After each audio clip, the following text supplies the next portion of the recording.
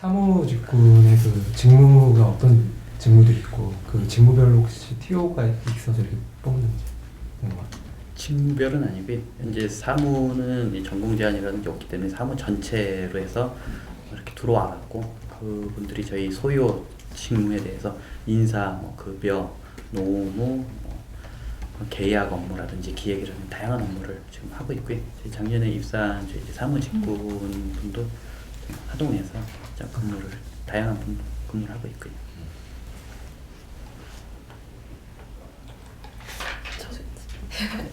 네, 저 기술직 지원했는데요. 네.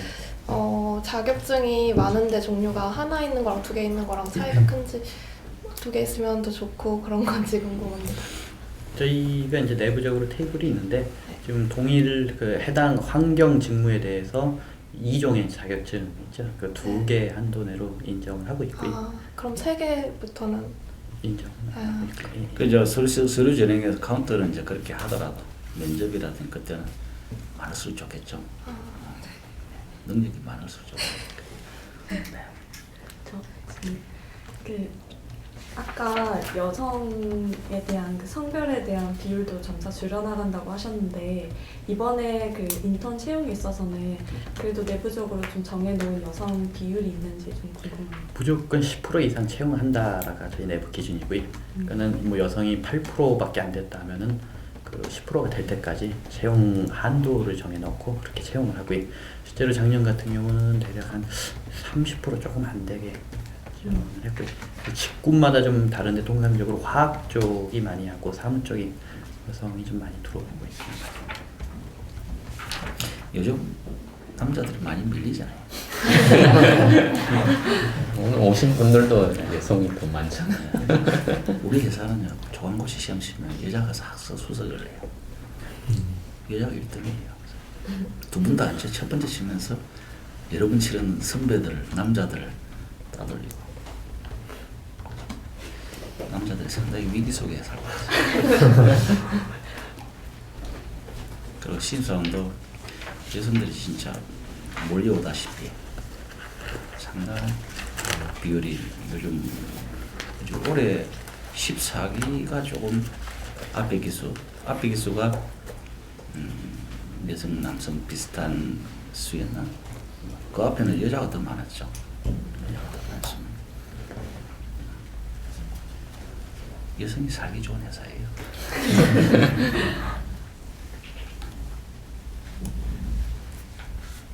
자격증 수는 한 어느 것 정도 되나요? 지난해 합격자들이 보통 하나 정도는 갖고 있는데 뭐 기술 같은 경우도 뭐 자격증 없이도 뭐 들어오신 분도 계시고 인문계열은 하나 정도. 인계열도 자격증이 없으신 분도 있고 네. 사무는 이렇게 자격증이 이렇게 많지가 않습니다.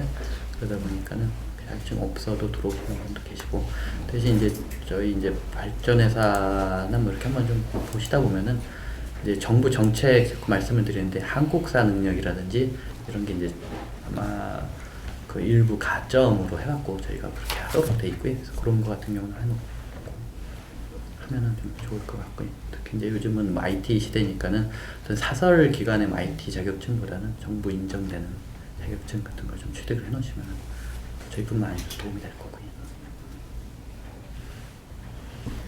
네. 토익이 950점 만점으로 돼 있는데 그러면 960점, 70점도 950점 한도로 최대 한도 40점 네, 그렇게 돼 있습니다.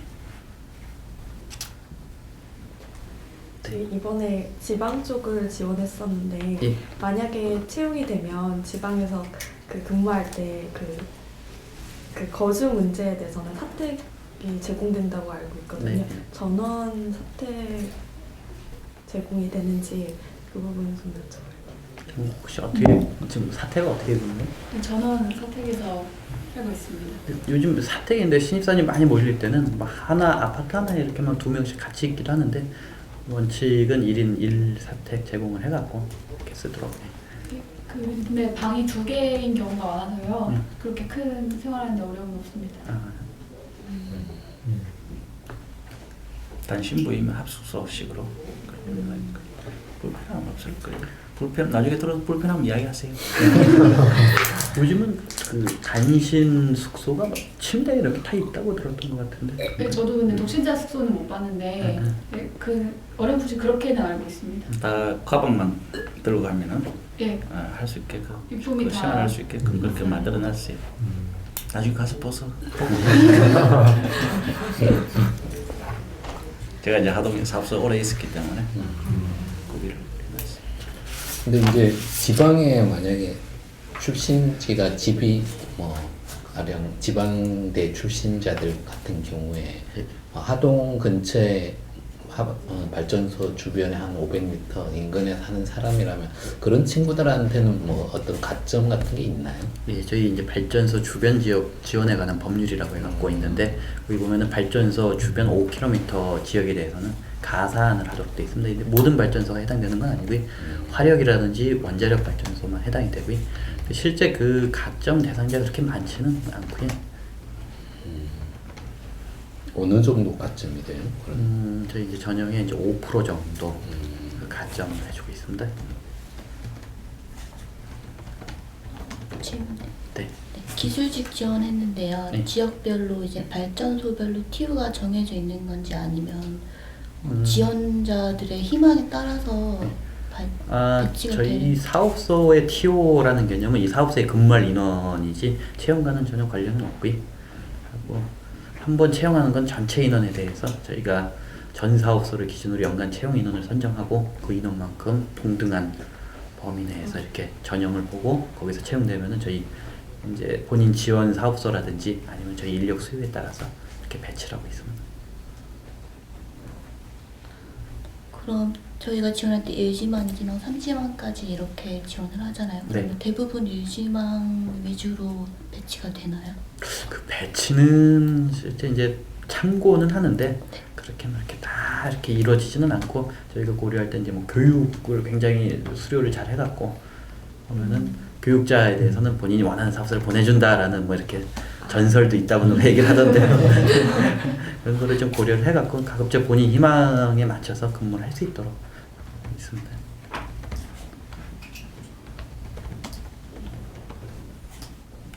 그러면 이렇게 우리 신입사원 같은 경우는 내려가셨는데 한 몇 년 정도 근무를 하게 되나요? 그게 몇 년 순환 이렇게 되는 것 같은데. 우리 요 신입사원 이야기예요. 네. 이 친구는 원래 능력이 있어가지고 곧바로 올라올 거예요.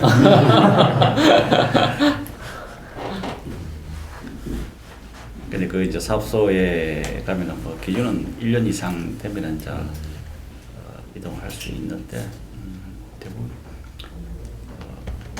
본사로 이동한다든지 그런 측면에서 본다면 자기 역량이 달려 있죠. 자기가 어떻게 하느냐에 따라서 본사에서 보고 필요한 부서에서 픽업을 하죠. 그렇게 그래서 능력이 실력 발휘를 잘한다, 착실하다, 평가 좋다. 그러면 어느 날 갑자기 본사로 불려 올라오죠.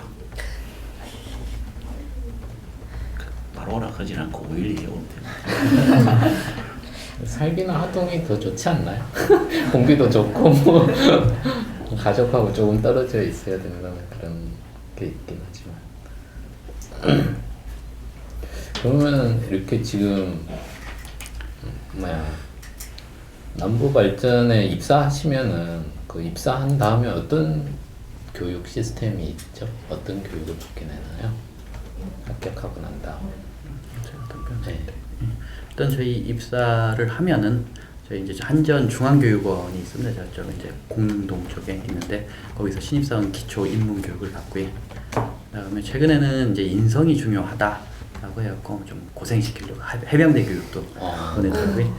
저기 작년에 입사한 친구들도 갔다 왔을 텐데 그리고 이제 해병대 교육을 받게 되면 아무래도 동기들끼리 서로 이렇게 뭐라 그러나 같이 이렇게 느끼는 바가 있어갖고 좀 도움이 되는 것 같고 그리고 그다음 안동 선비문화원에서 청년 교육을 받고요.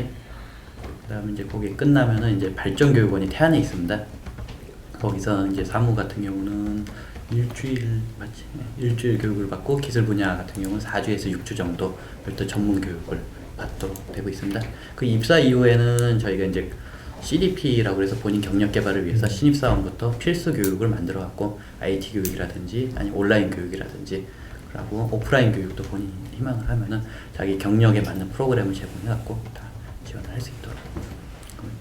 들어오기가 힘들어서 그렇지 들어오면은 네. 만족을 하고 참고로 올해 이제 새로운 이 사장님 내부 승진 하셔가지고 우리 상호사장님이 이제 경영 CEO의 의지에 따라서 인재 육성에 대해서 지금 전례 없이 투자를 할 걸로 지금 계획을 하고 있거든요. 그래서 어떤 다양한 투자가 이루어지지만은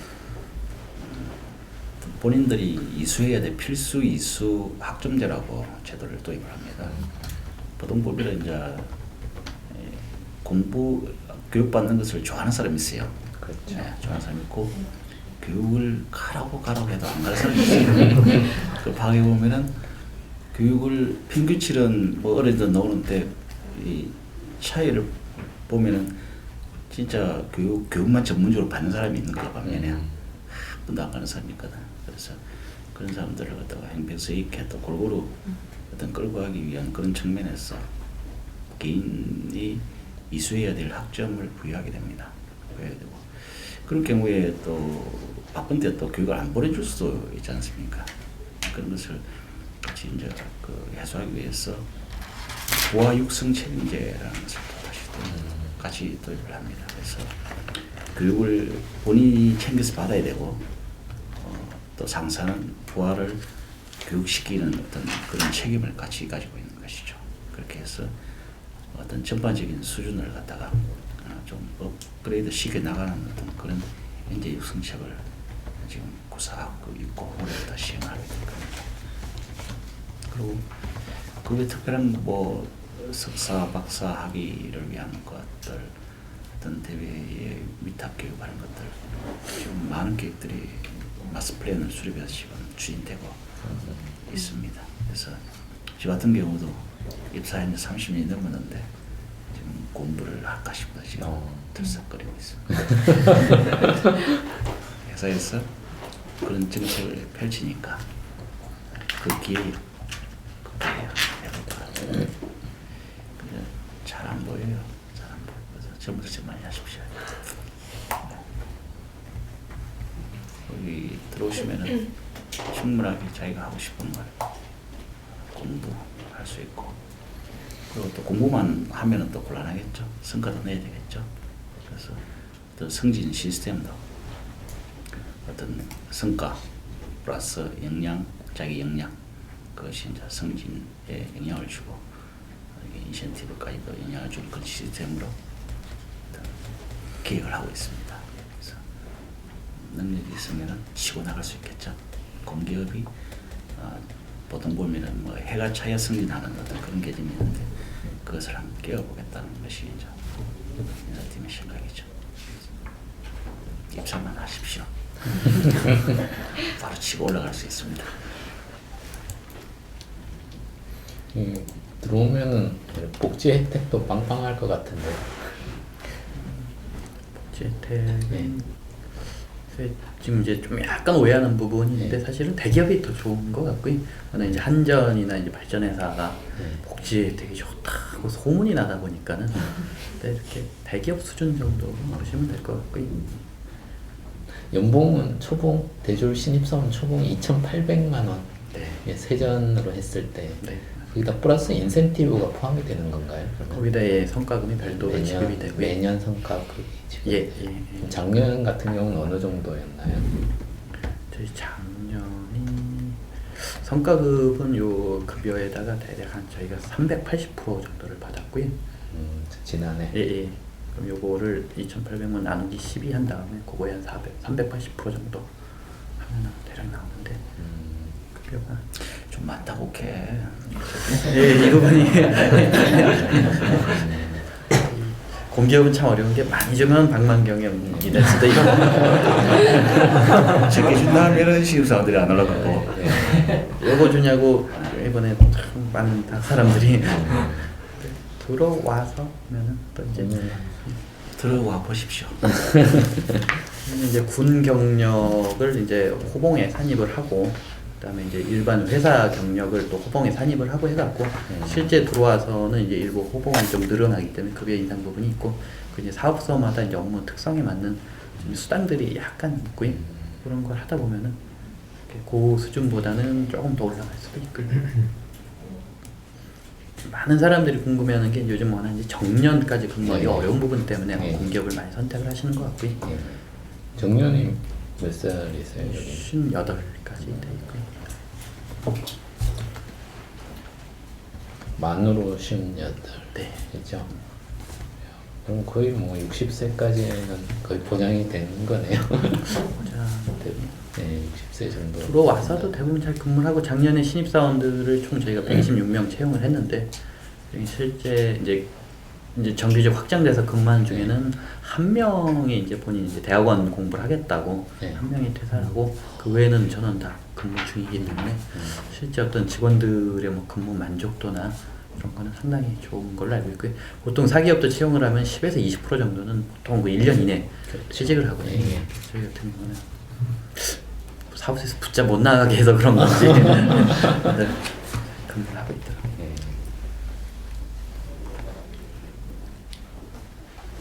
너무 편해서 그냥.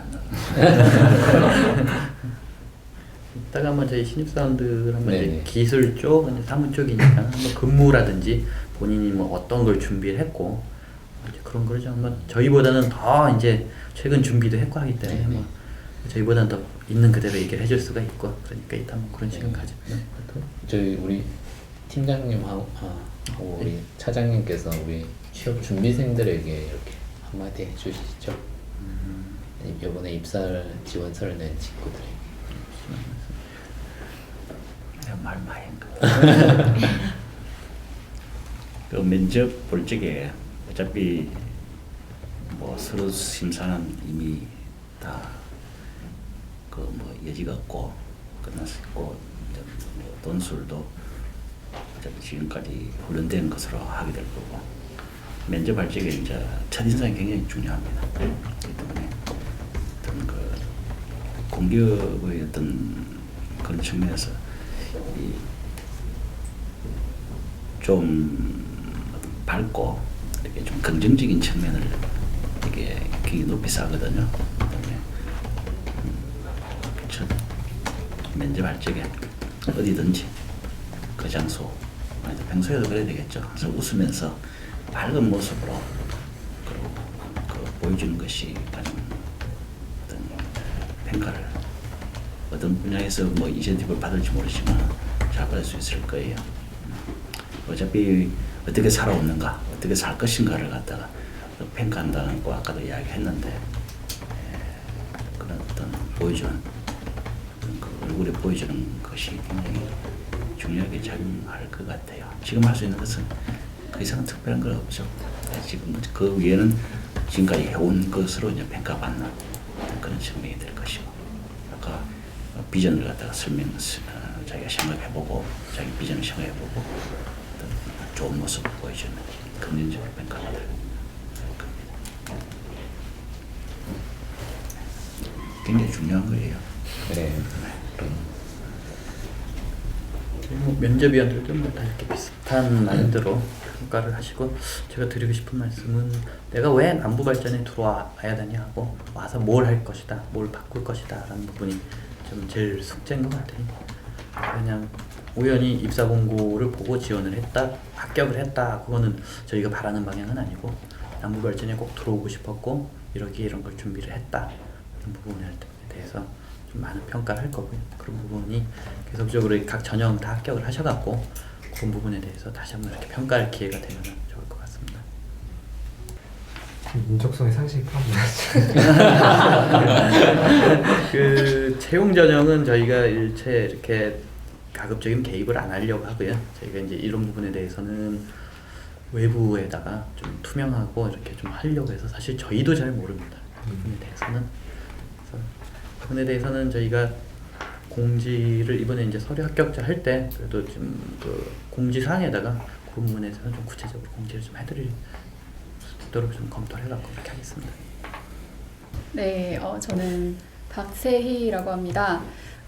서울에 있는 대학교 나왔고요. 그리고 사무직군에 이번에 인턴으로 채용이 되었고 그리고 정규직 일정 시험을 거쳐서 정규직으로 전환이 된 케이스입니다. 보통 다 저희 동기들은 이런 수순으로 들어왔고요. 제가 생각하는 우리 회사에서 가장 중요하게 생각하는 거는 인성이라고 생각합니다. 지금 아무래도 시대가 시대인 만큼 스펙 관리도 많이 하시고 굉장히 자격증도 많으시고 다 능력은 굉장히 좋으신데 그러면은 그러니까 다 능력이 좋으신 분들 중에서 당연히 인성이 좋은 분들이 선택이 되겠죠. 그래서 저는 인성에 대해서 굉장히 강조를 해드리고 싶고, 그 다음에 아까 저희 인사팀장님께서 말씀하신 것처럼 이미지도 굉장히 중요한 것 같습니다.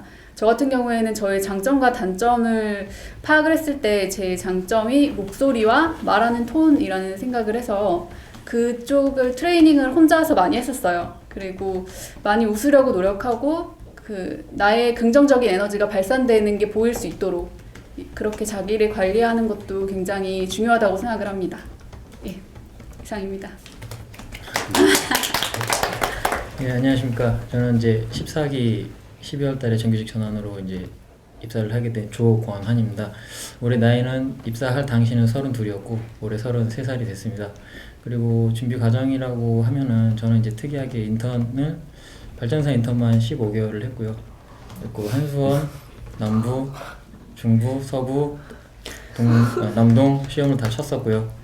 그래서 이제 기술직이다 보니까 이제 실제적으로 제가 좀 힘들게 된 어디 그럼 인턴을 한 거예요? 인턴은 남동, 남부 2번 이렇게 했고요. 다른 데는 이제 시험까지 가서 면접에서 떨어진 것도 있었고, 예, 그렇게 했었고 기술직이다 보니까 좀 사무직보다는 이제 좀 사무직 관련된 자료는 많이 없지만 기술직군이신 분들도 계실 것 같아서 그런 쪽 부분 관련된 거 많이 질문해 주시면 제가 대답해 드릴 수 있을 것 같고요.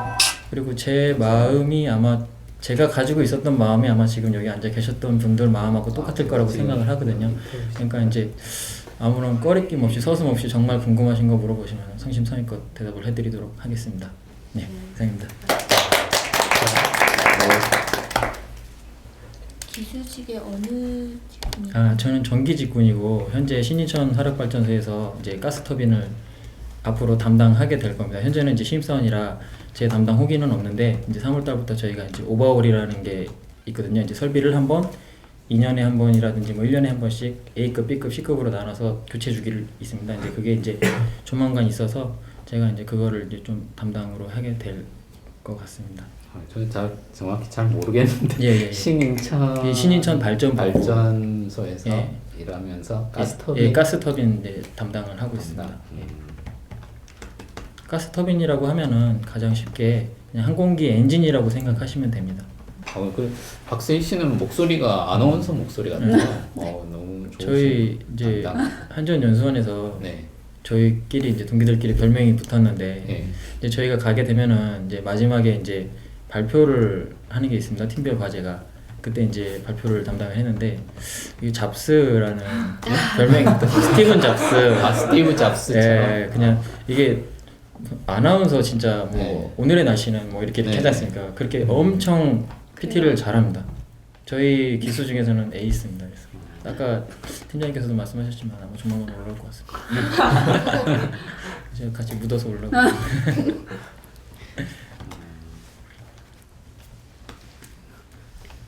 저기 질문이 있는데 네. 요즘 여자가 취업하기 막 힘들다 어렵다 이런 말 많이 하잖아요. 네. 근데 남부발전에 지원하기 이전에 어디 지원하셨고 결과가 어땠는지 좀 궁금해요. 일단 제 기본적인 스펙은 그걸 말씀드리는 게 도움이 되겠죠. 네. 저는 중상위권의 대학을 나왔고요. 그리고 1년을 이유 없이 휴학을 한 경험이 있고 그 다음에 한 학기를 취업을 못해서 한 학기를 더 다녔어요. 근데 이제 그거는 방향 설정이 문제였던 것 같습니다. 저는 행정학과를 나왔는데 제가 충분히 다른 부전공, 다전공도 없으면서 충분히 사기업에도 승산이 있다고 생각을 했어요. 그래서 사기업을 넣다가 그 한 학기, 그러니까 마지막 4학년 2학기를 다 실패를 하고 생각을 해봤는데 내가 과연 사기업에 맞는 인재일까? 내가 지금 방향 설정을 잘못하고 있는 건 아닐까? 이런 생각을 했거든요. 그래서 굉장히 급격하게 갑작스럽게 공기업 쪽으로 전환을 했어요. 그래서 이제 한 학기 마치고 이제 졸업을 연기 혹은 미졸한 상태에서 저는 이제 공기업을 중심적으로 원서를 썼거든요. 그랬더니 확실히 일단 서류부터 붙는 확률이 다르더라고요. 그래서 그렇게 하다가 이제 공교벌 위주로 쓰다 보니까 남부 발전을 쓰게 됐고. 질문이 뭐였죠? 질문이 뭐였죠? 그게 네 하자다. 가져온. 그럼 다른 맞아. 공격 중에서는 뭐 인턴 하셨거나 아니면 합격한 다른 곳은 제가 마사회에 합격했었어요. 우와. 아니에요. 근데 그것도 그래요? 그거는 인턴에? 청년 인턴이었어요. 아, 그 일단 전환이 되는 게 아니었고 제가 생활을 하다 보니까 그쪽에 토요일과 일요일이 근무를 하지 않습니까? 네. 그게 생각보다 네. 사이클이 많이 그렇죠. 친구들이랑 사람들이랑 많이 달라지더라고요. 그래서 그게 날짜 개념도 없어지고 그게 저는 별로였어요. 마사회. 물론 좋죠.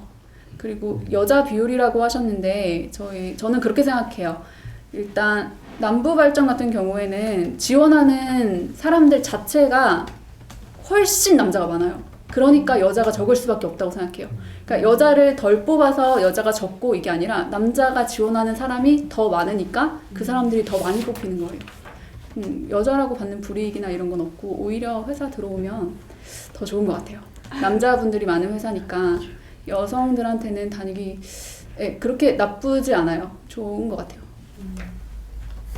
저기 실례가 안 된다면 아까 어학이 중요하다고 하셔서 어학 성적이 어떻게 되는지 여쭤봐도 제가 어학이 중요하다고 했나요? 그러니까 저는 935였어요. 예, 그렇게 뭐 높지도 낮지도 않은 점수지만 그래요? 그렇지 않아요? 동기들은 어느 정도? 근데 저희가 동기들끼리 이런 대화를 잘 안 해요. 안 예, 서로 이제 학교 묻는 것도 신뢰라고 생각을 하고 일단 다 들어왔으면 다 동기로 보기 때문에 뭐 학점을 묻는다던가 어디 학교를 나왔다던가 너 몇 점이었니 뭐 이런 거는 저 거의 얘기를 하지 않아서. 예, 근데 기본적으로 사무직구는 900은 넘는 것 같아요. 자격증도 다 하나씩 거의 있으신가요? 사무직군. 그 부분은 일단 저로 따지면 저는 워드 자격증이 있었고요. 한문 자격증이 있었고요. 그리고 컴퓨터 관련한 자격증이 하나 더 있었어요. 근데 그거는 그냥 기입만 했지 가점이 되는 자격증은 아니었던 것 같아요. 제가 지금 와서 생각을 해보면. 한자 자격증이요. 한자 급수. 네.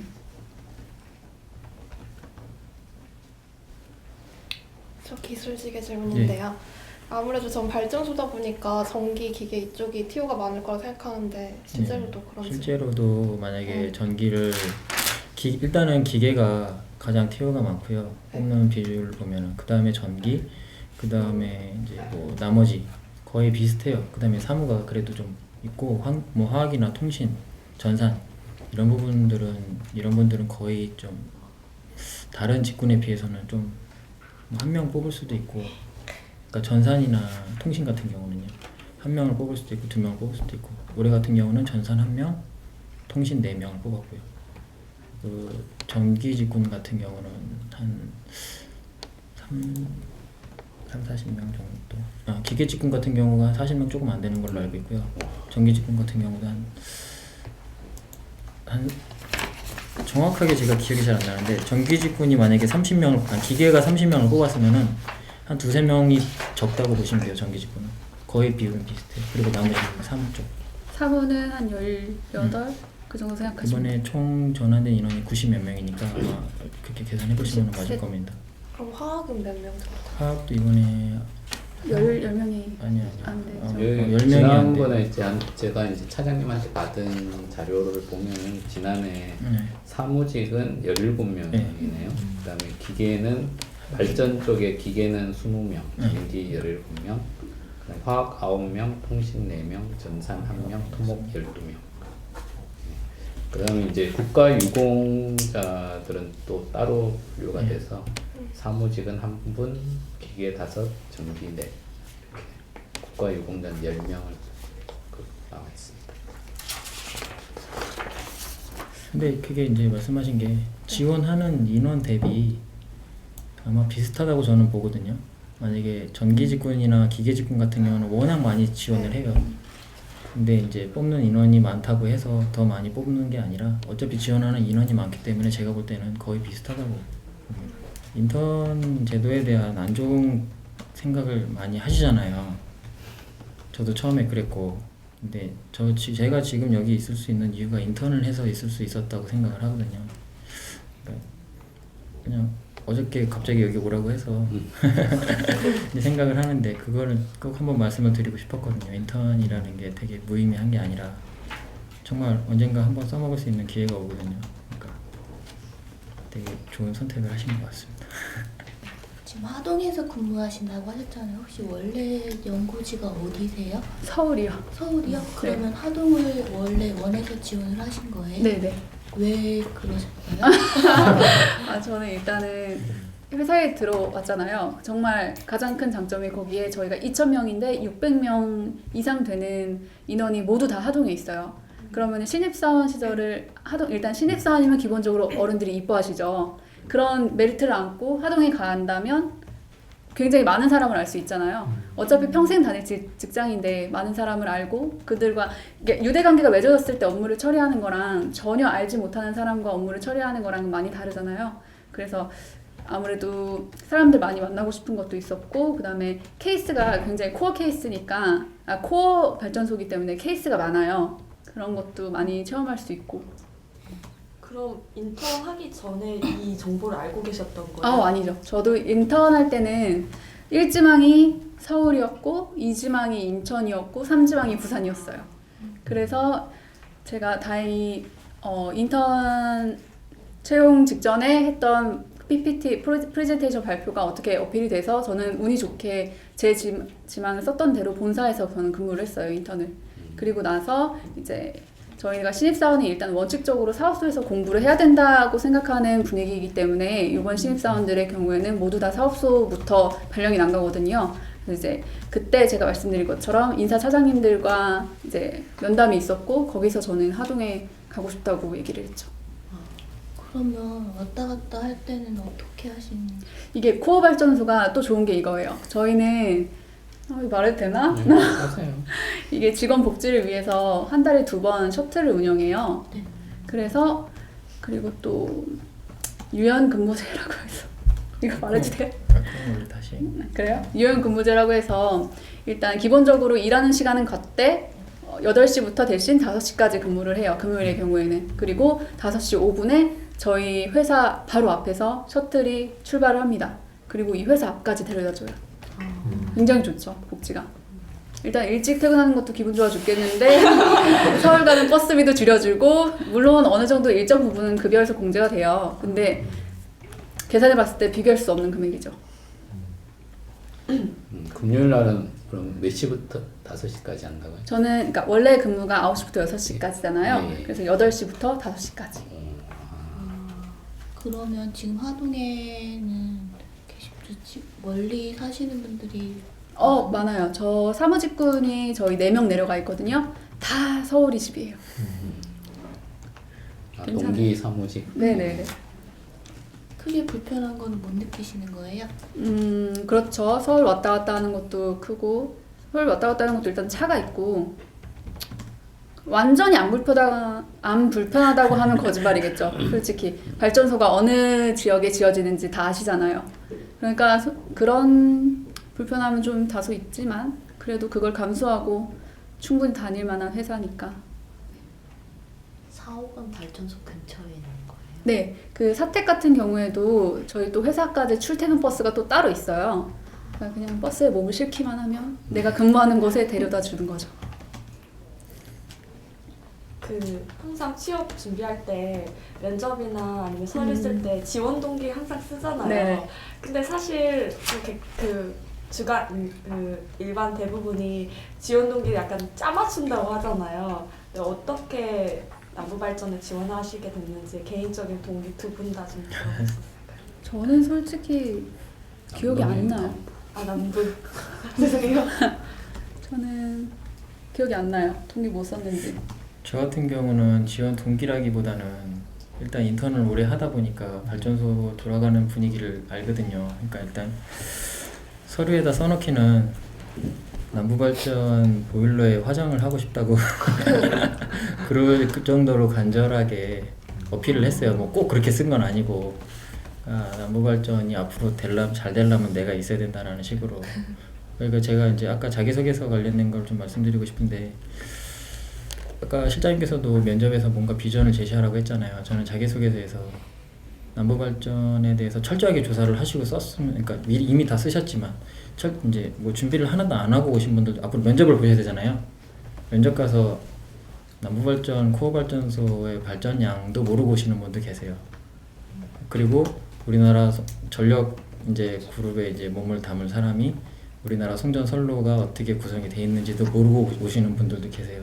여기서 사무직군은 네, 그렇게 몰라도 신경 돼요. 안 써도 돼요. 그러니까 저는 기술직군 얘기를 할게요.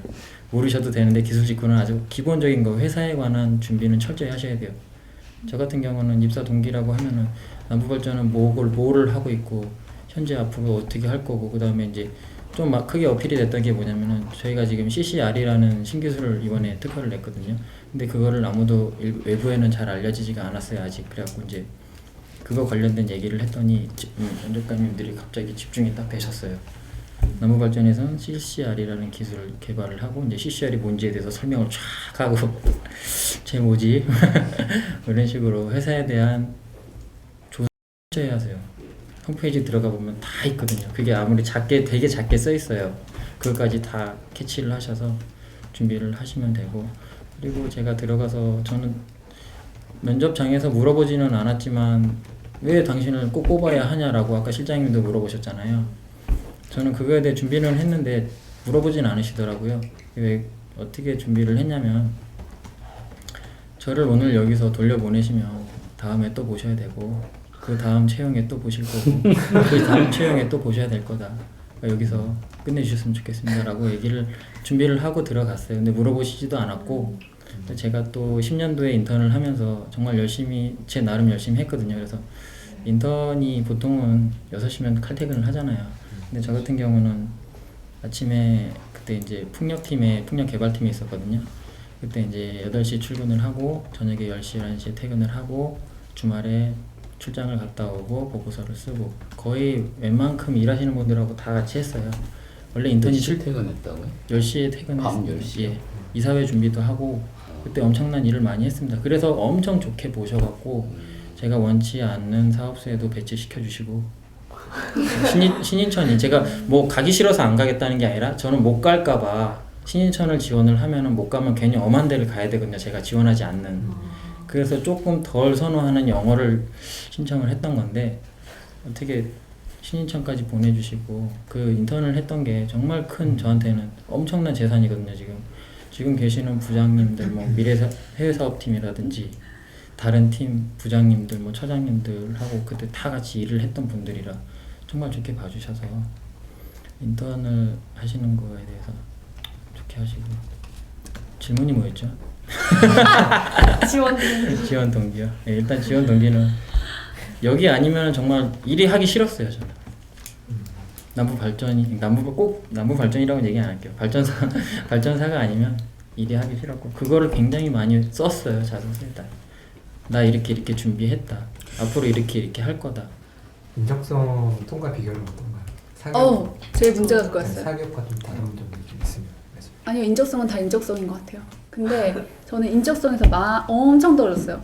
그래서 면접이, 만약에 내가 면접 단계에 가면은 무조건 면접은 붙어야 된다라고 생각을 했어요. 그래서 저는 일단 자기 장단점을 파악하는 게 진짜 중요한 것 같아요. 저는 그래서 맨날 인적성에서 떨어짐에도 불구하고 면접 처리를 했어요. 그래, 제가 굉장히 떠는 스타일이거든요. 그죠? 그렇게 안 보이죠? 근데 제가 제 사적인 얘기를 하거나 아니면 뭔가 누군가한테 심사를 받는다라는 생각이 드는 자리에서는 굉장히 많이 떨어요. 그러면서 심지어 어렸을 때는 막 울기도 했어요. 면접을 보면서. 그랬는데 이게 연습을 통해서 고쳐지더라고요. 그러니까 면접 스터디 굉장히 중요하다고 생각해요. 저같이 인적성에서 많이 떨어지는 친구들일수록 인적성에만 투자를 하는데, 그러지 말고 나에게 면접의 기회가 왔을 때 내가 이거를 100% 가질 수 있도록 면접의 스킬을 다져놓는 거죠. 그러니까 저는 항상 말하는 것처럼 말투, 어조, 이거 손 제스처, 시선, 얼마나 웃어야 되나, 거울 보고 연습도 저는 많이 하는 편이었어요. 그리고 책 같은 거 소리내서 읽고, 그리고 또 뭐가 있을까? 네, 그 정도? 그 아까 자기소개하실 때도 장단점을 분류하셨다고 했는데 네네. 단점이 뭐라고 생각하세요, 개인? 저는 어느 자소서에나 솔직하게 적었어요. 저는 꼼꼼하지 않아요. 되게 꼼꼼하지 않은 게 제 엄청 큰 단점이에요. 근데 이거는 업무할 때도 굉장히 중요해요. 꼼꼼한 게 좋은데 저는 어렸을 때 제 꼼꼼한 성격이 굉장히 트라우마여서 그거를 정말 몇 년 동안 공을 들여서 굉장히 털털하고 그렇게 활발한 애로 고쳐놨더니 막상 회사에서는 다시 꼼꼼한 사람을 필요로 하더라고요. 그런 거? 근데 이제 보통 단점 말할 때 보완점 꼭 써야 되잖아요. 그래서 저는 굉장히 꼼꼼하지 못합니다. 하지만 업무를 빨리빨리 처리하기 때문에 시간이 적게 걸리죠. 그러니까 몇 번을 검토할 수 있다. 그 검토 과정에서 실수를 줄이고 실수를 발견해서 실수를 줄이고 꼼꼼하게 결국에는 일 처리가 되는 거죠. 저는 그렇게 말했어요. 언제나. 인적성 몇 번 떨어졌어요? 무수히 많이? 아픈 거지만은 그래도. 네. 일단은 제가 첫 번째 4학년 2학기 때는 다 인적성에서 떨어졌어요. 그러니까 저는 그런 거를 연연해 하지 않겠다는 생각에서 카운트를 전혀 하지 않았거든요. 한 10번? 그 정도였던 것 같아요. 남부는 어떻게? 저는 그리고 그것도 되게 중요한 것 같아요. 저는 인성을 제가 충분히 케어할 수 있다고 생각했어요. 인성 검사를. 그래서 되게 다 지문 보면 빤히 보이잖아요. 이거 이렇게 표시하면 되고 이거 아까 한 100번 전에 이렇게 체크했었는데 이렇게 체크하면 되지. 이래서 이렇게 항상 머리를 써서 했었는데 거의 솔직히 남부 발전을 볼 때는 거의 자포자기 상태였어요. 그래서 인성을 정말 내 인성대로 봤어요. 그랬더니 되더라고요. 그래서 제가 느낀 건 뭐냐면 우리 인성을 파악하는 사람들은 그거에 대해서만 연구를 하고 뭔가 보고서를 쓰는 정말 전문가들인데 내가 그 사람들을 간과하고 우습게 봤던 거예요. 그 사람들은 내가 거짓말하고 있는 거를 충분히 파악할 수 있는 사람들인 것 같아요. 그래서 정말로 솔직하게. 이거 되게 사람들 많이 얘기하잖아요. 근데 안 지켜지지 않으세요? 근데 진짜 솔직하게 하는 게 좋은 것 같아요. 그러니까 아니오로 많이 찍으면 통과할 확률이 높다고 하는데 인성. 금시초문인데. 부정적인 그 문제가 많아서. 아무튼 저는 굉장히 솔직하게 했던 것 같아요. 그럼 적성 부분은? 적성은 그냥 하던 대로 했어요. 사트 이런 거. 사트보다 안 어렵지 않았나? 네. 유형 자체가 틀려요. 발전사 인적성 같은 경우는 사트나 한수원 같은 경우는 시간을 나눠서 언어, 수리, 추리 이렇게 딱딱 나눠져 있어요. 근데 저희 회사나 이제 타 발전소 같은 경우는 70문제로 알고 있는데 그거를 80문제인가? 70문제인가 80문제를 50분 안에 다 풀어야 돼요. 딱히 뭐 섹션이 나눠져 있는 건 아니고요. 그래서 저 같은 경우는 오히려 그게 더 부담이 없더라고요. 그리고 이제 참고로 각 발전소 회사 시험을 다 봐봤는데 인적성에서 커트당한 적은 딱 한 번 있었던 것 같아요. 한수원에서. 그때 이제 적성 때문이 아니라 인성 재검을 나와서 그때 면접까지는 그래도 보게 해주더라고요. 한수원은 면접 가서 열심히 말을 했는데 집에 가라고 했는데 근데 발전사 이제 준비를 저는 이제 얼마 전에 채용 박람회도 제가 다녀왔거든요. 이렇게 둘이. 그래서 엄청 많이 물어보시더라고요. 인적성 같은 경우는 어떻게 준비를 하냐라고 하면은 인성 같은 경우는 솔직히 답이 없고 적성 같은 경우는 어느 정도 대비가 되는 게 뭐냐면 많이 보면 돼요. 적성도 많이 보면 돼요. 정말 아주 간단한 건데 근데 솔직히 많이 못 보잖아요. 한두 번 보게 되면은 이게 눈에 딱 익어버리잖아요. 그래서 근데 그 눈에 익은 게 시험장 가면은 기억이 안 나요. 그러니까 뭐 전공을 준비를 하던 뭐 인적성을 준비를 하던 그냥 이거 아는 거야 라고 넘기지 마시고 한 글자 한 글자까지 다 꼼꼼하게 보셔야 돼요. 인적성 같은 것도 그렇고 공부할 때 도서관에 있다고 해서 다 같은 사람들이 아닌 것 같아요. 공부할 때 도서관에 있는 뭐 사시를 준비하고 행시를 준비하고 이런 친구들이랑 어울리지 마시고 정말 취업 준비하는 친구들이랑 어울리세요. 그래서 뭐 그러면은 쉬는 시간에도 휴게실에서도 그런 얘기를 하더라고요. 야 너는 수리를 도대체 어떻게 푸는데 그렇게 잘 푸냐 이러면은 그런 사적인 대화를 하면서 야 일단 보기부터 봐. 지금 이거 하나만 홀수잖아. 그럼 이 홀수가 답일 확률이 높겠지. 뭐 노하우가 이런 거? 그러니까 그런 식으로 얘기 대화의 질 자체가 달라져요. 그래서 저 같은 경우는 나무 발전을 볼 때 되게 정말 유리했던 이유가 뭐냐면 그 전에 타 발전소 시험을 봤어요. 근데 그 문제가 똑같아요. 그러니까 책을 딱 받고 첫 작을 폈는데 이게 그거 뭐라 그러죠? 한번 옛날 기억이 싹 지나가는 게 뭐라 그러죠? 데자뷰가 내가 뭐 하는 거지? 한 것 같은데 그때 그냥 똑같아요 문제가.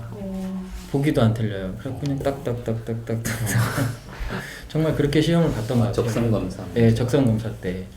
그래갖고 그렇게 많이 보시면 그렇게 될 것 같아요. 저 같은 경우는 그러니까 시험이 되게 많이 이제 체형이 많을 거예요. 이제 일단 남부 한 방에 되면 최고고 안 되면 근데 여기서 이게 이런 말씀드리면 그렇지만 언제나 100%라고 할 수 없는 게 네. 아까 우리 팀장님께서 말씀하셨다시피 이건 무조건 전적으로 외주예요. 네. 그러니까 이 외주를 맡긴 회사가 저희 때와 같다면 80문항에 섹션 나눔 없이 그대로 가겠죠. 하지만 이게 청렴이다 바뀔 수가 있어. 뭐다 해서 이게 또 바뀌게 되면은 저희가 지금 말씀드린 방향과는 전혀 다른 문제가 나올 수 있어요. 그런데 보통 그럼 80문제를 거기 붙으신 분은 거의 다 푸세요? 저는 아니었어요. 어느 정도 푸시나요? 그냥 그러니까 일단은 섹션이 없으니까 그게 좋았어요. 내가 풀 수 있는 문제를 많이 풀 수 있는 거. 그러니까 문제 그냥 꽤 있었어요. 그러니까 막 그렇게 연연해 하지 않으셔도 될 것 같아요. 한 문제에만. 저 같은 경우는 총 70문제였던 걸로 기억을 하는데 제가 실제로 이제 시간이 좀 남아서 카운터를 했거든요. 내가 정말 이거는 찍지 말라 그러잖아요. 근데 일단 저는 찍었어요. 저도 찍지 말라고 하는데 일단은 제가 이거는 진짜 다음에 또 봐도 죽어도 이 답이다라고 하는 게 52개에서 4개인가 있었어요. 나머지는 다 제가 찍었고요. 근데 이제 나중에 혹시 카페 같은 것도 많이 가입하셨죠? 뭐 취업 관련된 카페 거기 이제 들어가 보면은 뭐 나는 뭐 다 풀었네, 뭐 3개 못 풀었네 그런 분들은 저는 도저히 맨상가 그 생각이 들더라고요. 도저히 다 풀 수가 제 머리로는 다 풀 수가 없는 것 같은데 제 기준으로 보면은 한 50개에서 55개가 커트라인이 아니었을까. 그러니까 저는 항상 제가 기준이라고 보거든요. 저보다 높은 사람은 당연히 붙는 거고 저보다 못했으면 떨어진 거고. 그래서 아마 그 정도가 커트라인이지 않았을까 생각을 해요.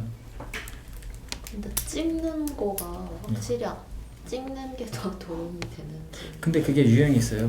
섹션이 나눠져 있는 걸 찍으시면 절대 안 돼요. 제가 해본 경험상. 예. 근데 이제 뭐 이렇게 통합적으로 있는 건 찍어도 괜찮더라고요. 그럼 이거 언어만 많이 풀 수도 있고 뭐 수리만 많이 풀 수도 있고 그렇지 않나요? 그죠. 예. 근데 그건 내가 많이 풀 수 있는 걸 많이 풀면 되죠. 저희도 그 기준은 모르지만 이제 저희가 이제 풀었던 거를 이제 얘기를 말씀을 드리자면 저희는 그렇게 해서 붙었기 때문에 그냥 그 정도 크게 비중이 없지 않을까라고 이제 생각을 하는 겁니다. 그럼 일단 80문제를 다 맞히는 하긴 하신 거예요? 예, 그렇죠. 일단 답은 성의는 보여줘야 되니까. 저는 기둥 배웠어요. 저는 참고로 3번을 좋아해서 3번을 다 찍었는데 그러면 좀 좀 정확하게 알기 위해서 인적성 같은 부분은 얼마 기간 동안 하루에 몇 시간 정도 투자를 했다라고 좀 정의를 하자면. 참고로 저 같은 경우는 딱 한 권의 책을 진짜 한 달간 본 것 같아요. 한 달간인데 그걸 또 뭐 한 달이라 그래서 아침부터 저녁까지 본 게 아니라 제가 그때 이제 전공 과목하고 같이 병행을 할 때라 일단 오전에 시간을 나눠서 오전은 머리가 그나마 조금 맑아요. 그나마. 그러니까 오전 시간은 웬만하면은 이제 인적성 관련된 거, 적성 관련된 거, 그 중에 수리 관련된 거를 봤고요. 그 다음에 이제 오후 시간에는 전공 과목을 많이 봤고요. 그렇게 시간 배분을 한 것 같아요. 이제 뭐 주말 빼고 해서 한 달 정도 이렇게 좀 여유를 갖고 본 것 같아요. 급하게 보면은 또 안 들어오더라고요, 머리에. 그리고 항상 요만한 종이에다 정리를 해서 오려놓고 책에다 딱 꽂아놓고 시험 보기 전에 항상 갈 때까지 버스를 타고 시험장을 오면 저희 집에서 1시간 조금 걸리거든요. 항상 그거 보고 시험 보기 전에 항상 그거 꼭 가져가고 그렇게 했었습니다. 그리고 아까 실장님한테 질문 드렸던 것 중에 이제 뭐 사업소를 지원을 하면은 뭐 티어가 정해져 있냐라고 말씀하신 거는 처음에 인턴은 사업소별로 지원을 하는 걸로 제가 알고 있습니다. 그렇죠? 지금도 아마 저희 때도 그랬고 지금도 각각 사업소별로 지원을 하셨죠. 네. 뭐 본사라든지 하동이라든지 뭐 인천 이렇게. 근데 이제 나중에 채용이 되고 나면은 정규직 전환 시험을 보시고 나면은 다시 한번 싹 모았다가 다시 선호사업소를 받아서 다시 이제 쫙 뿌려주세요. 그때 발령 받는 데가 진짜 발령지예요. 제가 본사에 있었다고 본사로 가는 게 아니라 인천에서 인턴했다고 다시 인천을 가는 게 아니라 그때는 그냥 잠시 평가를 받기 위한 장소고 다음에 이제 싹 모였다가 이제 다시 쫙 뿌려주는데 거기가 진짜 사업소가 되는 거예요. 그리고 제가 나는 서울이야. 근데 집 뭐 제주도 발령 받았어. 이렇게 하면은 너무 슬퍼하지 마세요. 어차피 남들은 돈 내고도 가는 데고 그리고 가도 금방 올라와요. 또 제주도에서 지원하시는 분들이 있기 때문에 또 그분들은 고향을 가고 싶어 하시고 이렇게 또 사업소별로 다들 나는 하동 사람인데 제주에 갈 수도 있는 거고 이렇게 다들 자연스럽게 순환이 되니까 너무 오래 걸리지는 않아요. 이게 이제 한 길면 한 제가 알기로는 한 3년 정도 걸리는 것 같은데 뭐 그 정도야. 뭐 한 60년 근무하면서 3년 아니 20년 넘게 근무하면서 3년 정도 투자할 수 있는 것 같아요. 그러니까 지방 근무에 대한 큰 부담을 갖지 않으셨으면 좋겠어요. 그럼 혹시 이제 휴가는 1년에 몇 번 정도 쓸 수 있어요? 15번인데요. 예. 그러니까 1년 근무를 하면 15번이 생기는 거예요. 그리고 이제 그 중에서 7번은 유급 휴가가 되겠고요. 그리고 8번은 무급 휴가가 됩니다. 근데 신입사원의 경우에는 일단 1년 근무가 안 채워진 상태니까 연차 휴가를 그럼 부여할 수가 없잖아요. 그러니까 한 개월 근무했을 때 하루가 생기는 개념으로 해서 저희 때는 인턴이 저희가 5개월 했으면 인턴들에게는 5일의 휴가가 주어진단다가 골자였어요. 근데 이게 말씀하세요. 말씀. 아니요, 말씀하세요. 다른 데서도 이제 일하신 경험이 조금 네. 있으시다고 들었는데 그러면 다른 그때 그 경험이랑 비교했을 때 네. 지금 다니시는 남부발전에서 이런 점은 정말 좋다 아니면 뭐 업무 분위기가 좀 틀리다거나 그런 게 있나요? 제가 실제로 이제 사이트에서 근무한 거는 저기 이제 타발전소에서 강릉에서 이제 그때는 10년도에 본사, 그다음에 11년도에 강릉, 그다음에 올해 다시 본사, 그리고 이제 인천으로 넘어간 케이스인데 이제 타발전소를 다니다 보니까 남부발전하고 이게 면접 질문에서 되게 많이 하세요. 타발전소 여기저기 다니다가 왜 여기까지 왔냐 라는 질문을 많이 하시는데 그럼 그 회사 우리 회사의 뭐 장단점이 뭐냐라고 하는데 저는 딱 한 가지 말씀드렸던 게 사람 인간관계라고 얘기를 했거든요. 저는 타발전소를 다녔었는데 남동발전소를 갔었어요. 거기서는 5개월 생활을 하면서 인간적인 유대관계가 없었어요.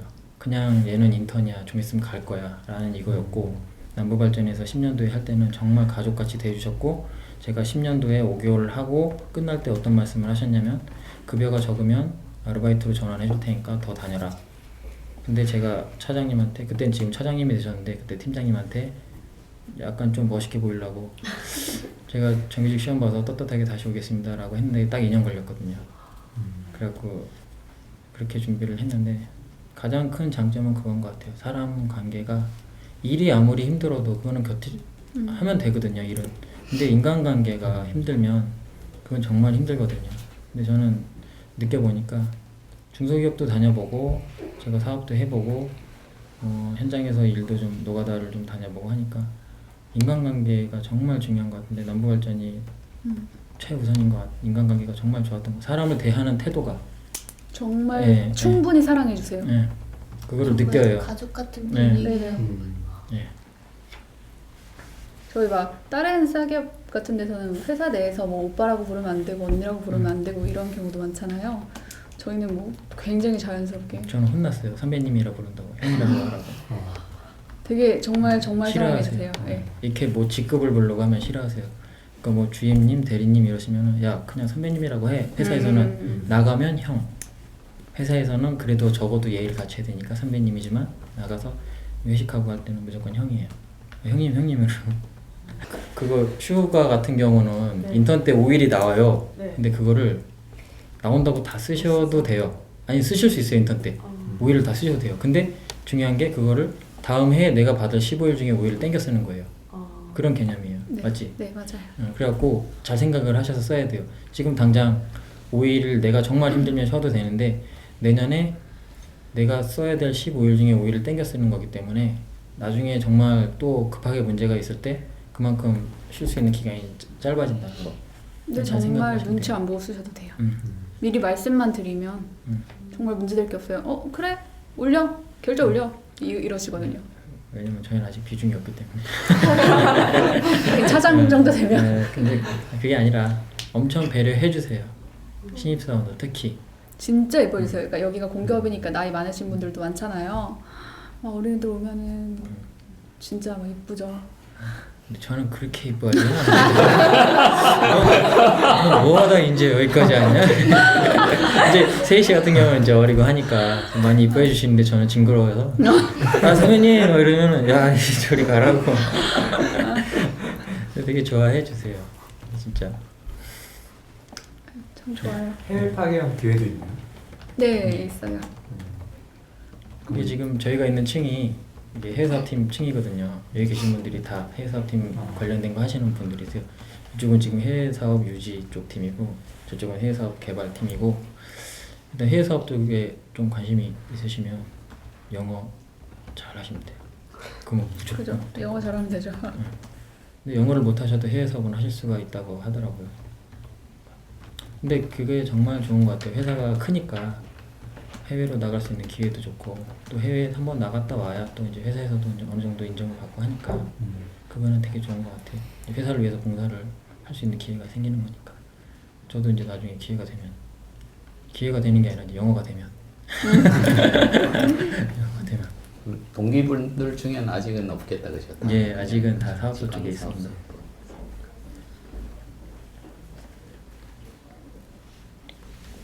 면접 때는 어떤 질문 받았어요? 나 그거 정리해 놓은 거 있어요. 아 그래요? 네, 일단 정규직 전환은 차치하고 그거 전에 저 인턴 될 때 저는 일단 정말 다행이었던 게 그래도 전공 공부를 좀 한 상태였어요. 전공에 대해서 물어보더라고요. 제가 행정인데 올해 예산이 얼마지? 이거 물어봤고요. 그다음에 마슬로우인가? 욕구 이론에서 이 요인과 이 요인의 차이가 뭐지? 이걸 물어봤어요. 정말 디테일하게 물어봤죠. 그리고 그날 오전에 북한이 미사일을 쐈어요. 그러면서 이제 저희는 대비가 안 되잖아요. 오늘 오전에 일어난 일인데 제가 돌발 질문을 하겠습니다. 이러면서 미사일을 북한이 쐈어요. 지금 당신이 느끼는 생각이 뭐예요? 이거였어요. 그리고 한 분은 동거에 대해 물어보셨어요. 인턴제도 어떻게 생각하세요? 좋다고 생각했어요. 좋다고 말했어요. 뭐 다들 그 하는 말 똑같잖아요. 정말 뭐 인재를 뽑기 위해 뭐 그런 뭐 수습 과정이 필요하다 이거였는데 그렇다면 동거에 대해서는 어떻게 생각하세요? 이거였어요. 근데 메커니즘은 비슷하잖아요. 동거랑 솔직히 인턴이랑. 그러면은 막 이렇게 얘기를 하면서 막 말을 끌어내는 거예요. 그래, 너 그럼 동거도 좋다. 그러면 네가 결혼할 사람이 동거를 5번 한 사람이다. 어떡할 거야? 이런 질문. 그리고 또 뭐가 있었지? 그 정도? 그리고 역량 기반 진술서를 기반으로 물어봤던 질문 같은 경우에는 전 진짜 말도 안 되는 거였는데 왜 창의적인 당신의 창의성을 발휘한 사건을 대해서 쓰세요 였잖아요. 쓰세요였어요. 근데 저는 그거를 고무 창의적이라는 거는 뭐 이런 원래 본래의 용도에 맞지 않게 사물을 사용하는 것도 창의라고 생각을 합니다. 그래서 저는 고무줄을 뭐 옷걸이에 팽팽히 이렇게 감아서 옷을 걸었을 때 안 떨어지게 했다. 이걸 난 창의적이라고 했어요. 그랬더니 그게 왜 창의적인데? 라고 물어보셨어요. 거기에 대한 답변. 그리고 역량 기반 진술서를 기반으로 인성 질문 많이 하세요. 또 뭐가 있었지? 그 정도? 그 미사일이랑 동거 이 질문 하셨을 때 뭐라고 대답하셨어요? 전 그러니까 분위기가 좀 좋았어요. 제가 아무래도 막 목소리랑 이런 게 이렇다 보니까 되게 우호적으로 대해주세요. 면접관 분들이. 그래서 저는 딱 그 질문 들었을 때 지금 면접관님 질문을 듣고 가장 먼저 든 생각은 결국 얘네가 쌌구나 였습니다. 라고 얘기를 하면서 근데 하지만 저는 진짜 다행인 게 아빠랑 그날 아침에 얘기를 했어요. 그거에 대해서. 근데 뭐 북한이 이번에는 이례적으로 뭐 협박용이 아니라 그냥 축하포로 쏜다고 얘기까지 했는데 우리가 과연 이렇게 발끈할 이유가 있을까요? 이러면서 저는 거기에 대해 얘기를 했고요. 그다음에 동거 같은 경우에는 인턴 좋다. 동거도 좋다. 나랑 결혼할 사람 5번 동거? 난 그것도 괜찮다고 했어요.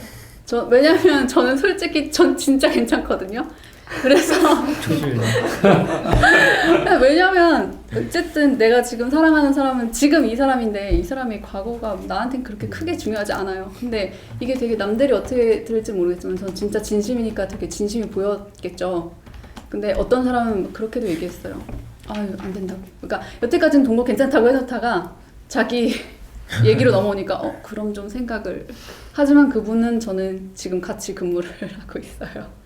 그러니까 그렇게 막 크게 면접에 대해서 당황해 하시지 않고 그냥 자기 생각을 자연스럽게 꾸미지 마시고.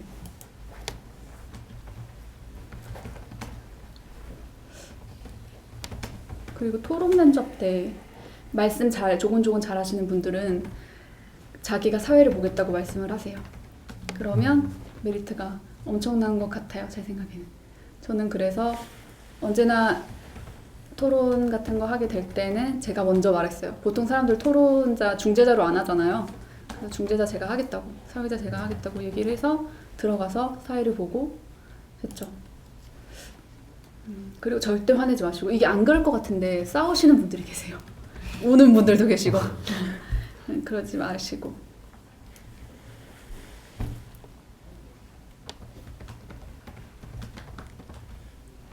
참고로 기술직군 같은 경우는 뭐 시사 관련된 거를 좀 많이 물어보시는 게 아니라 이제 아까도 말씀드렸지만은 현재 우리 회사가 무엇을 하고 있는 회사인지, 우리나라 송전 선로가 어떻게 구성이 되어 있는지, 그다음에 뭐 간단한 용어라든지 뭐 전공 관련돼서 이제 발전기 발전 원리를 아느냐. 근데 정확히 대답은 안 하셔도 돼요. 저도 물론 정확히 대답 못했고 그냥 어느 정도 이해를 하고 있느냐만 보시는 것 같더라고요. 제가 생각에 전공적으로 뭐가 뭐 Y 델타 결성인데 뭐 A상, B상, C상이 어떻고 이렇게 얘기하면은 서로 골치 아프니까. 그리고 너무 자세하게 얘기하시려고 하면은 오히려 제 약점을 보여주는 거예요. 왜냐면은 거기 앉아 계신 분들이 그쪽 방면에서는 프로거든요, 다들. 그렇기 때문에 거기 면접을 하시는 거거든요. 너무 프로페셔널하게 보이려고 하면은 그분들은 그걸 딱 캐치하세요. 얘가 얼마 정도까지 알고 있나. 엄청 깊게 파고 들어가시니까 그냥 둥글둥글하게 대답하시면 돼요. 그리고 자기소개서의 내용을 자기가 정말 진심을 담아서 정말 이해하고 계세요. 그러니까 뭐 장점이 뭡니까? 그래서 저는 말하기가 장점이에요. 커뮤니케이션 기술이 장점이에요. 그게 왜 장점이죠? 라고 물어봐요, 저한테는. 그럼 저는 이제 거기에 대한 답변, 내가 생각했던 거를 얘기하고 정말 생각을 하고 자기소개서를 쓰셔야 돼요. 자기소개서, 역량기반지원서, 그게 정말 중요한 거죠. 면접에서. 그거 역량기반지원서 진짜 그게 중요해요. 정말 중요한 것 같아요. 그리고 제가 이제 면접을 많이 보다 보니까 처음에는 제가 긴장을 엄청 했거든요. 들어가면은 좀 인상도 험악한데 또 표정이 딱 굳어버리니까 처음에 보시면은 되게 좀 거부감을 느끼시는 것 같더라고요. 그래서 이제 저도 이제 면접 준비를 좀 많이 나름 하거든요. 이제 머리도 막 이렇게 좀 이쁘게 좀 만지고 미용실 가서 세팅도 하고 면접날 일찍 가서 이제 뭐 청심원도 먹고 막 해봤는데 청심원 먹으니까 졸리더라고요, 면접 중에. 막 피곤하고. 근데 가장 중요했던 게 이제 많이 면접을 보시고 많이 연습을 하시고, 저 같은 경우는 이제 매일 같이 일을 하시던 분들이더라고요. 면접을 딱 들어갔는데 예전에 같이 일을 하던, 들어가니까 반가워서 인사할 뻔했어요. 안녕하십니까. 저는 정말 그 정도로 반가웠던 분들이라 면접할 때는 정말 편하게, 그리고 부담 갖지 마시고. 어떻게 보면은 그냥 옆집 아저씨예요, 면접관으로 오신 분들이. 저는 그냥 그렇게 마음을 먹었거든요, 옛날에. 아, 저 사람은 우리 몇 동 사는 아저씨, 뭐 이렇게 그냥 혼자 속으로, 저분은 정말 편한 아저씨다, 나 공격만 안 하면 좋은 아저씨다. 그냥 그렇게 생각을 하고 정말 마음 편하게 먹고 면접을 임하시면 될 것 같습니다. 저는 저 사람이 날 싫어할 이유가 없어. 이 기본 마인드를 가지고 면접에 들어갔어요. 날 굳이 싫어할 이유가 없는데 싫어하지 않겠죠. 그냥 그런 생각 가지고. 근데 저는 정규직 전환할 때 저랑 같이 있었던 분이 제일 날카로운 질문들을 많이 하셨어요. 그 정규직 전환은 나중에 얘기니까 나중에 얘기할 기회가 있겠죠. 저 같은 경우는 항상 면접 들어가기 전에 가장 긴장이 되고 떨었을 때가 언제냐면 아 이번 면접은 정말 잘 봐야겠다 라고 마음을 먹고 들어가면은 그날은 긴장을 평소보다 2배, 3배 이상해요. 근데 이거 뭐 안 되면 다음에 또 뜨겠지. 이게 되게 중요해요. 이거 올해 안 되면 작년에도 했는데 내년에 또 하면 되지. 그냥 이런 마음으로 편하게 들어가니까 정말 편하게 얘기를 할 수 있더라고요, 제가. 그러니까 그런 마음 되게 중요한 것 같습니다. 올해 되면 좋지만 뭐 안 되면 내년에 또 보면 되니까. 저는 그렇게 마음을 먹었었거든요. 그러니까 마음이 한결 편해지더라고요. 근데 속은 그렇지가 않죠. 올해 끝내야죠.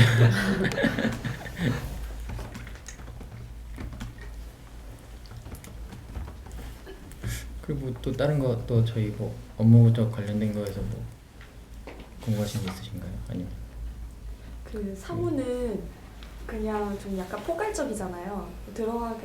들어가셔서 구체적으로 어떻게 나뉘고 어떤 일을 하게 되는지. 그게 발령에 따라 달라요. 그러니까 발령지를 어디에 받느냐, 총무팀에 받느냐, 노경팀에 받느냐, 회계팀에 받느냐, 그냥 거기서 전문가로서 배운다고 생각하시면 돼요. 그러니까 우리한테 사무직군들한테 많은 걸 기대하지 않으세요. 부서 가서 배우면 되거든요. 어차피 다 그 특화된 일들이니까 우리가 그걸 다 잘할 수는 없잖아요.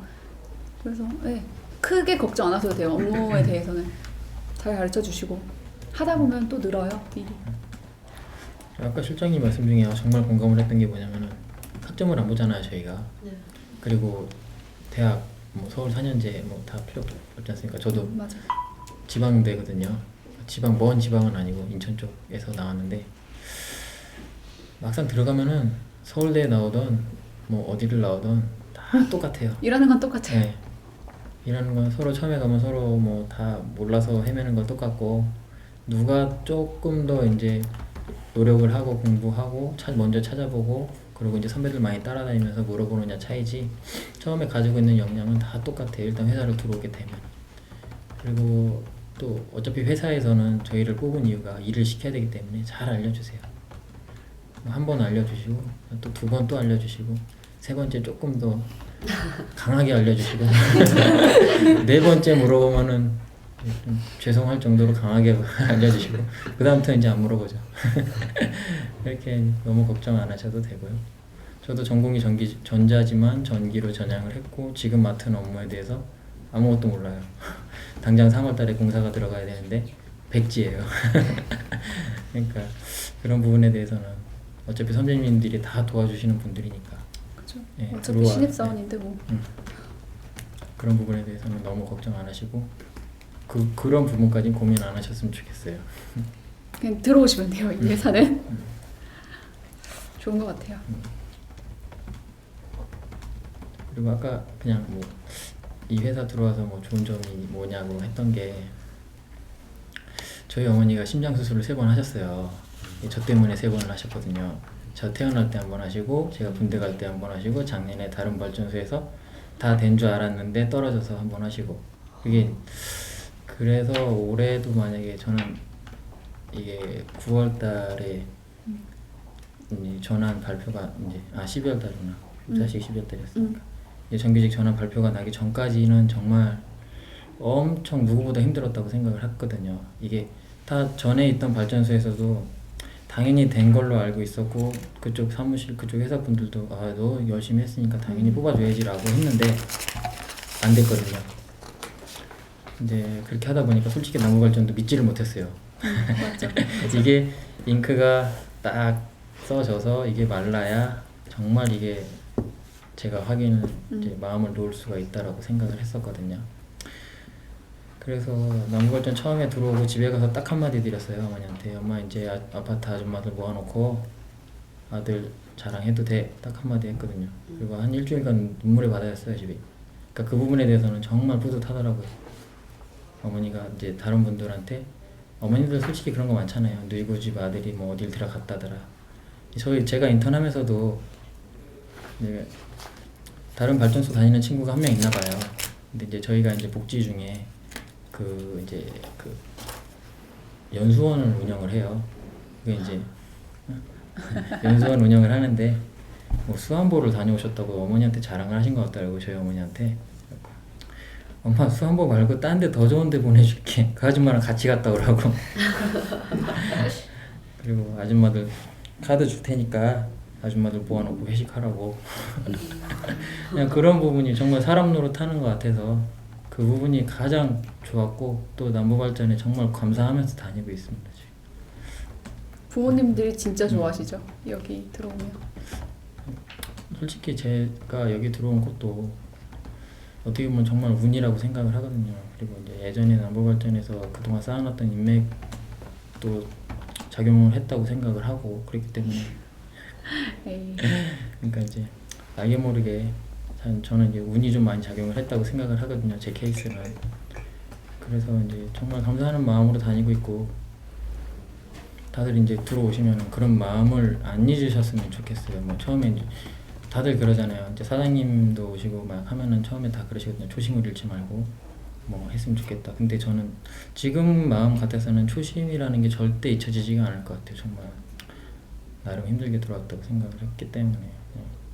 그래서 뽑아준 것만으로도 솔직히 감사하고 거기다가 인천으로 발령을 내주셨고 저는 정말 그날 사장님한테 가서 무릎 꿇고 절하고 싶었어요 진짜.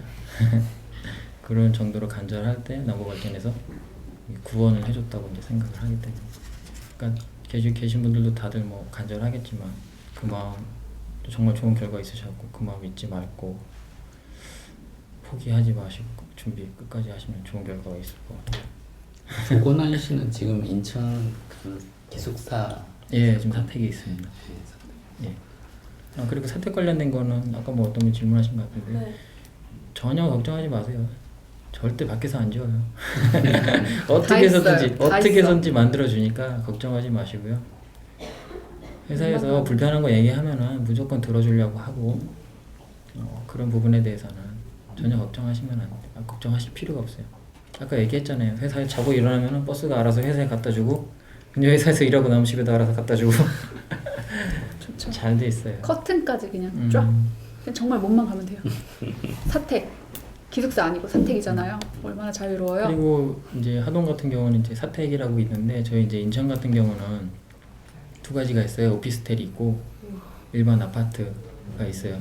그리고 이제 결혼하신 분들은 이제 사택을 주로 이용을 하시고 독신자 이제 숙소라 그래갖고 근데 오피스텔이 아직 많이 보유는 안 됐는데 지금 뭐 저희 회사에서 오피스텔 구매하려고 예산도 엄청 잡아놨고요. 그 직원들 복지 관련된 거에서는 정말 타 회사 부럽지 않게 그렇게 해줘요. 결혼하고도 네. 그 사택을 주나요? 예, 결혼 그렇죠. 비혼자한테도. 예, 근데 이제 조건이 조금 붙어요. 결혼을 하게 되면. 그러니까 몇 년까지 살 수 있는 그건 기간이 다 이제 있어요. 전 발전사 공통적으로 적용이 되는 거 있어요. 근데 독신자의 경우는 결혼 평생 안 한다면 평생 살 수 있어요. 그 세희 씨는 아까 좋은 점 중에 우리 조건희 씨는 네, 조건희입니다. 어머니한테 이렇게 수안보보다 더 좋은 온천 카드 주면서 엄마 친구들하고 같이 회식하라고 해요. 이렇게 어떤 집에서 그런 경험은 어떤 거예요? 저는 일단 제가 나이도 있고 한 번 취업을 실패했는데 용돈 받아 쓰는 게 너무 죄송했어요. 정말 눈물이 날 것 같았어요. 용돈을 받았을 때마다. 그래서 학교 가서 공부하는 게 잘 되잖아요. 근데 그 차비 달라고 하기가 싫어서 그래서 일부러 학교도 가서 공부도 해보고 막 그랬어요. 그 정도로 막 그게 너무 싫었는데 일단 경제적으로 자립할 수 있다는 거 그게 가장 큰 기쁨이었고 그다음에 부모님한테 자랑거리가 될 만한 회사에 왔다는 거 그게 진짜 정말 기쁜 것 같아요. 내가 어느 회사에 들어갔는데 이 회사가 좋은 회사라는 거를 부모님이 다른 부모님들한테 떳떳하게 말할 수 있는 거 정말 좋죠. 그런 거. 기술직 업무에 네. 대해서도 조금만 알려주세요. 기술직 업무 같은 경우는 이제 제가 이제 처음에 신입사원 발령을 받게 되면은 이제 제 케이스 같은 경우는 우선 사업소 공모라는 게 있어요. 그게 뭐냐면 이제 저희 팀에 관련된 모든 사무 일을 이제 제가 다 이제 하는 거예요. 그리고 이제 저희는 이제 복합 화력이기 때문에 이제 가스터빈하고 이제 HRSG라고 이제 보일러가 조그맣게 하나 있거든요. 이제 제가 이제 어느 정도 이제 경력이 되면은 이제 그 설비를 이제 하나씩 직접 맡아서 직접 정비를 이제 저는 제어팀이라 제어팀 같은 경우는 직접 정비를 하고 있거든요. 그래서 이제 현장에서 직접 정비도 하고 그 이제 그 시스템이 잘 돌아갈 수 있게 로직 같은 것도 있거든요. 프로그램으로 요즘에는 다 자동화돼 있어갖고 컴퓨터에다 딱 치수를 입력하면 그만큼 출력이 딱딱 나오게 돼 있어요. 그런 거 이제 로직 관련된 수정이라든지 그런 거 이제 뭐 주로 하고 있습니다. 공사 같은 거 있으면은 뭐 공사 설계도 하고 발주도 내고 그런 거 위주로 하고 있습니다. 박세희 씨는 어떤 업무를 하세요 지금? 저는 하동화력본부 총무팀에 있어요. 그래서 총무팀 다 어떤 일 하시는지 아시잖아요. 그냥 행사 주관, 뭐 그리고 교육 관련, 그리고 뭐 제가 하는 일만 따지자면 저희가 이제 발전소에서 전기요금 납부하는 것들 그런 거 관리하고, 그 다음에 뭐 또 인사 쪽으로도 뭐 어떤 복지 쪽으로 직원이 어떤 자격증을 취득했는데 그게 우리 회사에서 승인이 되는 거면 검토하고 뭐 거기에 관련된 비용을 일정 부분 보조해 준다던가 그런 거. 네. 굵직굵직한 것만 말씀드리면 그런 거예요. 업무 강도는 업무 강도요? 괜찮아요. 괜찮아요. 지금 몇 시에 퇴근하시나요? 저요? 아유 참 6시요.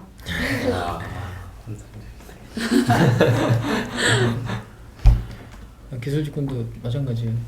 생각하실 필요 없어요. 저희 6시에 컴퓨터 안 끄면 혼나요. 아니, 다 그런 건 아니고요. 그냥 일이 많을 때는 정말 많아요. 주말에도 출근을 해야 되고. 근데 하지만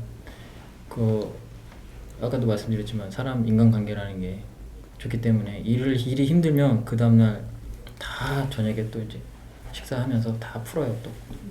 그러니까 그 정도로 분위기가 좋아요. 그러면은 인턴 생활이 언제였죠? 그러면 정확하게 인턴을 언제 해서 언제까지 하고 그 다음에 정식으로 이렇게 발령을 받은 때가 언제였는지. 우리가 4월 24일에 입사죠. 2012년? 4월 2012년? 네. 예, 2012년 4월 23일이 4월 23일. 그때부터 5개월. 인턴을 시작을 한 거예요. 네. 그러면 지원은 이게 모집은 언제를 한 거죠? 아마 거의 비슷했던 것 같습니다. 이게 지금 2월 말쯤에 3월 초인가 2월 말인가 3월 초쯤에 첫 공고가 나서 3월 초. 예, 총 기간은 한 달 조금 넘게 걸린 것 같아요. 저희가 인턴 발령 받기 전까지. 그래서 3월 초에 공고가 나서 이제 시험 치고 면접하고 예. 해서 합격자 발표를 네. 하고 4월 23일부터 인턴 시작. 시작해서 네.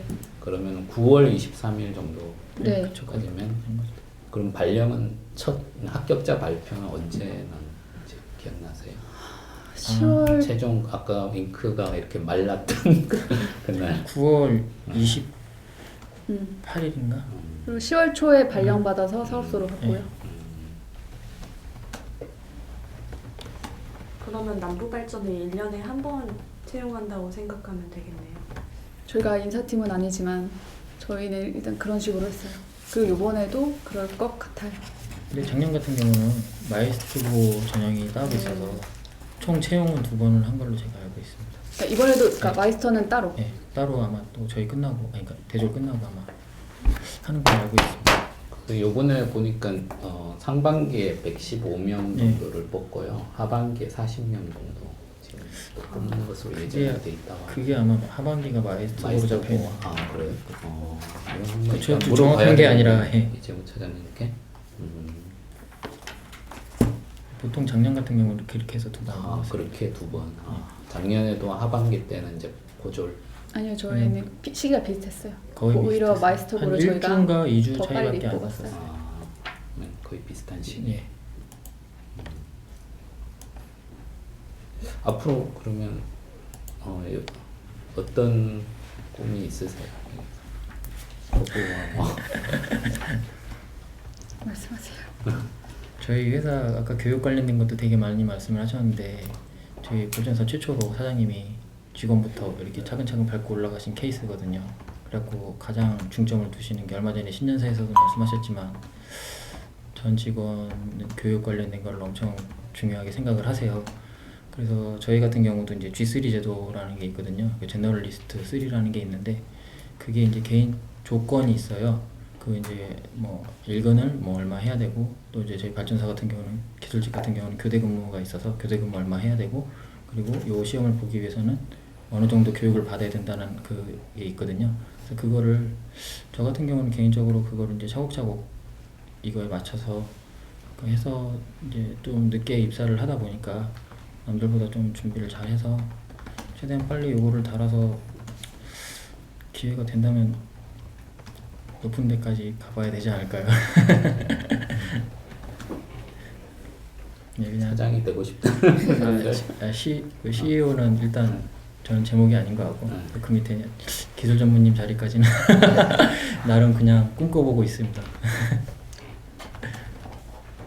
저는 회사와는 좀 별개로 회사랑 관련된 걸 말씀하셨으니까 회사랑 좀 별개의 것을 말씀드리자면 저는 되게 행복하게 살 거예요.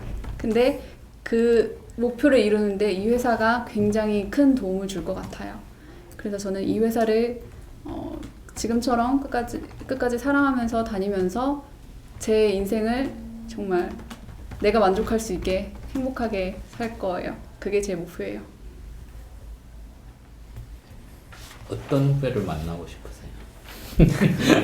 성격 좋은 후배. 일 잘하고 이런 것보다. 저는 정말 간절한 분이 들어왔으면 좋겠어요. 제가 후배로. 왜냐면은 이게 뭐 어떻게 하다 보니까 나도 모르게 그냥 여기 넣어서 됐어요 라고 한 친구들도 있을 수도 있거든요. 근데 그런 친구들보다는 저는 좀 간절한 마음으로 정말 이 회사에 대해서 정말 잘 많이 조사하고 그러고 들어오신 분들이 후배로 들어왔으면 더 저도 뭐 아는 건 많이 없지만 더 많이 알려주려고 할 거고 더 같이 일하는데 좀 도움이 많이 될 것 같아요.